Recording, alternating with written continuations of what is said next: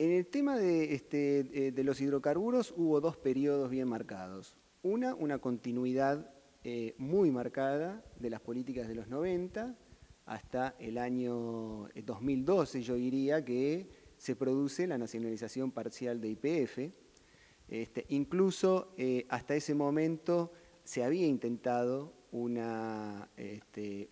toma de control de acciones por parte de un grupo privado nacional en lo que se llamó la argentinización de YPF, unos años antes de la nacionalización parcial, en donde de alguna manera el kirchnerismo quería, a través de la burguesía nacional, entre comillas, incluir un actor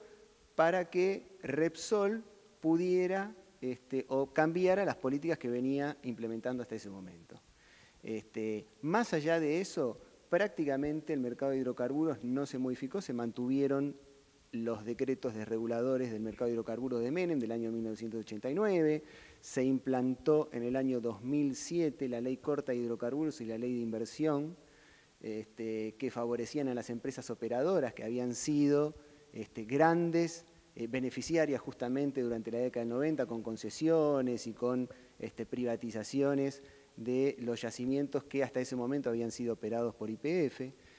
Y el Estado participaba de alguna manera de parte de la renta al establecer unas retenciones móviles que de hecho implicaban un precio interno del petróleo inalterado y estable. Es decir, sin modificar la estructura jurídica, se apropió de parte de la renta petrolera, la redirigió hacia otros sectores, y a partir de eso no hizo nada más, digamos. A partir del 2012 lo que se hizo fue nacionalizar o estatizar el 51% de las acciones de YPF, parte en manos del Estado Nacional y parte en manos de los estados provinciales, y de esa manera modificó el comportamiento de YPF.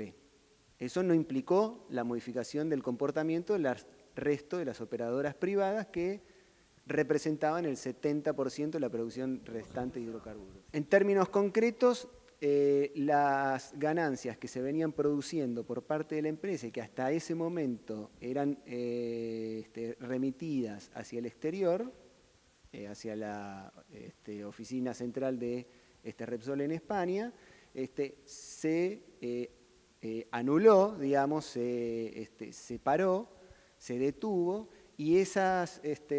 ganancias empezaron a ser invertidas en nuestro país. Eso es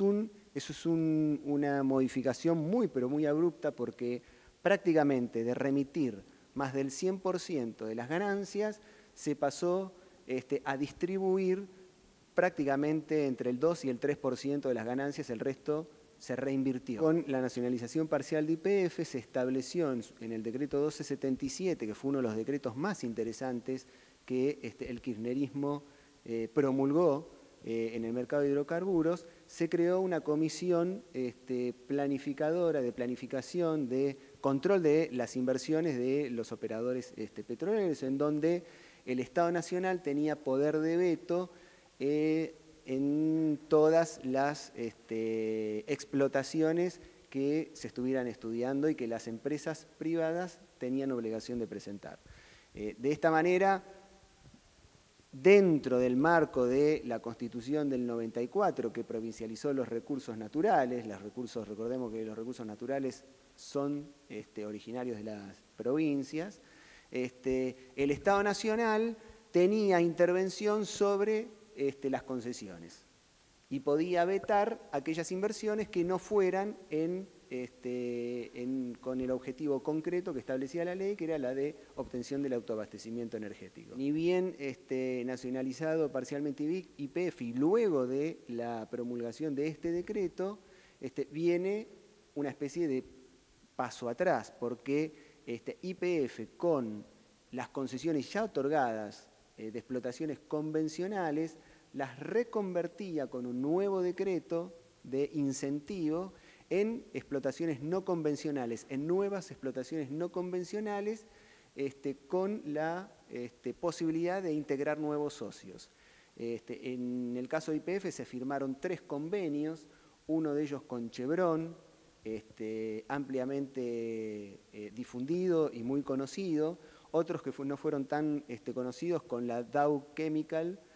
norteamericana y con Petronas, una petrolera de Malasia. En los tres casos, el de Chevron por un monto mayor que los otros dos, pero en los tres casos, de alguna manera, un activo que YPF ya tenía, que era la concesión existente, lo reconvertía en una concesión nueva, con un plazo nuevo, con beneficios nuevos, con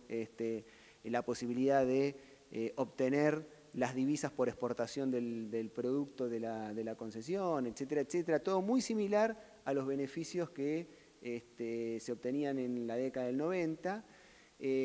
pero a su vez entregando parte de lo que tenía a los nuevos actores.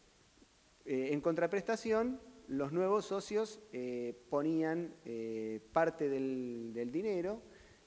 sobre todo en términos de divisas, que en la Argentina estaban faltando en ese momento. Hay ciertas señales, ciertos atisbos de lo que puede llegar a venir en los próximos años. Aranguren, Juan José Aranguren, que es un ex CEO de la Shell, una empresa multinacional con sede en Londres, tiene en su mente un mercado absolutamente desregulado en el caso de los hidrocarburos, con lo cual va a intentar, o por lo menos va a tratar de desactivar todos aquellos mecanismos que durante los últimos 12 años el Estado había impuesto en un mercado de hidrocarburos que había sido ya desregulado en la década del 90, pero que tenía ciertas herramientas como para poder controlar o poder de alguna manera definir una política integral de hidrocarburos en todo el país. Lo primero que hizo fue derogar el decreto 1277, aquel decreto que comentaba que había sido uno de los más interesantes durante el kirchnerismo, desactivando lo que era la Comisión de Planificación de Producción de Hidrocarburos. Eso marca una señal de que el Estado Nacional va a estar lo más ausente posible en el mercado de hidrocarburos, por lo menos en la producción de petróleo y de gas. A su vez, lo que hizo fue también disminuir el precio interno del petróleo, pero mantenerlo por encima de los precios internacionales, en una medida que va a medio camino entre la desregulación absoluta del mercado de hidrocarburos y una intervención para tratar de mantener la producción de petróleo en el mercado interno. Mientras YPF recuperó producción y quebró la tendencia declinante de la producción de gas y de petróleo, de gas principalmente, que es nuestro gran problema, ya que importamos casi el 40% del gas que estamos consumiendo. Las empresas privadas, al contrario, no pudieron revertir la caída de sus producciones, salvo alguna que otra operadora particular. Pero en general todas se comportaron de la misma manera, no lograron revertir la producción ni de petróleo ni de gas. En el caso de YPF hubo una recuperación. Si se hubiera seguido la misma tendencia, hubiéramos tenido que importar prácticamente en los últimos 2 o 3 años por 8.000 millones de dólares adicionales de gas natural licuado de lo que realmente importamos, con lo cual fue muy importante la reversión de la actitud, digamos, de la empresa estatal en la producción de gas y petróleo. Y esto sin tener en cuenta y sin tener una herramienta de control de toda la producción de petróleo y de gas en nuestro país.